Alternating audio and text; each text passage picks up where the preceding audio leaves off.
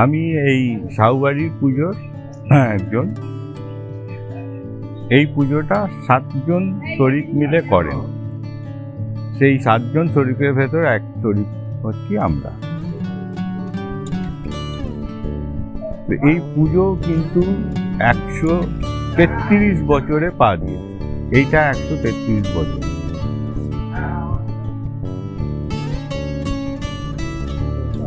এর আগে পুরো ফ্যামিলি নিয়ে পুজো হতো, তারপর সেটা আস্তে আস্তে 7টা ভাগে ভাগ হয়ে যায়।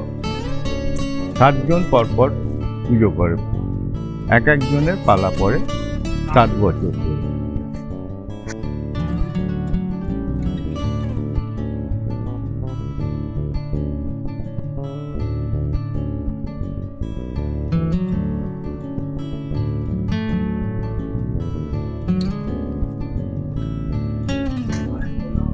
এখন সেটা একসঙ্গে হচ্ছে, এই 2 বছর হলো এটা একসঙ্গে হচ্ছে, সবাই মিলে একসঙ্গে করে এটা করা হচ্ছে।